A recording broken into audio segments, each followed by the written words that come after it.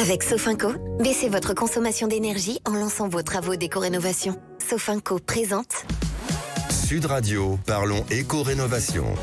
Alors les amis, je vous le dis tout de suite, il faut que ce soit Grégoire Darico qui fasse cette chronique avec Laurent Permas. Je suis ravi de la faire, mon cher Sylvain, cette chronique. Et cette semaine, avec Laurent, on va parler d'un sujet qui nous touche en plein hiver. Je veux parler de la précarité énergétique. Avec cette question, se chauffer devient-il un luxe ?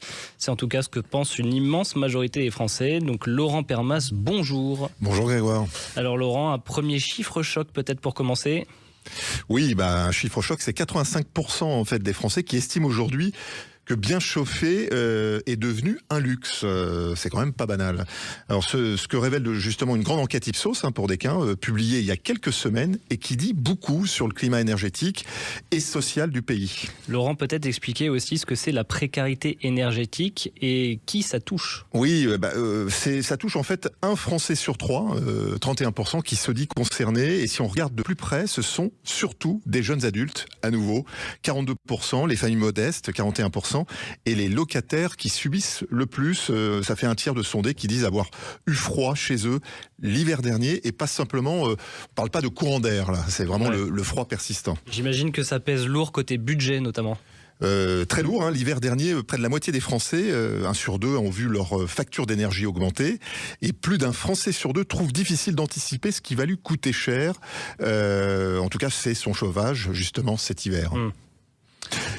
Et 65% des gens, Laurent, qui disent avoir dû renoncer à d'autres dépenses à cause de leur facture énergétique. Oui, et c'est essentiellement à nouveau les jeunes qui sont sanctionnés, mais aussi les personnes âgées, avec des arbitrages parfois jusqu'à l'alimentation. Mais Laurent, ça ne touche pas que le porte-monnaie. Mais non, c'est une question de santé et de qualité de vie, justement. L'étude révèle que pour un Français sur 2, mal se chauffer impacte le moral, le sommeil, l'énergie au quotidien, et puis certains évoquent même des douleurs articulaires, la fameuse arthrose, une fatigue constante, et pour beaucoup c'est subi en fait, impossible de faire autrement. Alors quelle solution on pourrait avoir, et puis est-ce que les gens veulent rénover malgré tout ? Oui, ça c'est plutôt encourageant. 35% disent justement vouloir engager des travaux de rénovation énergétique dans les 3 ans.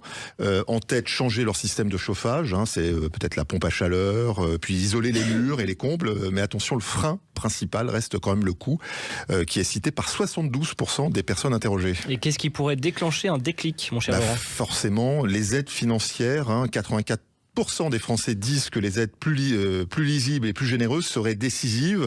Ensuite viennent le prêt à taux zéro, les garanties sur les économies promises, et puis un meilleur accompagnement administratif. J'en profite pour une nouvelle. On a certes les certificats d'économie d'énergie, mais l'ouverture à nouveau de MaPrimeRénov', qui vient compléter les dispositifs. Et puis un bon point pour la pompe de chaleur, 66% des répondants estiment qu'elle permet de faire des économies sans sacrifier le confort. Allez, rapidement pour conclure et pour résumer, Laurent, cette enquête, elle tire un vrai signal d'alarme. Oui, se chauffer dignement, c'est devenu aujourd'hui en France un défi pour des millions de gens, donc c'est quand même une alerte.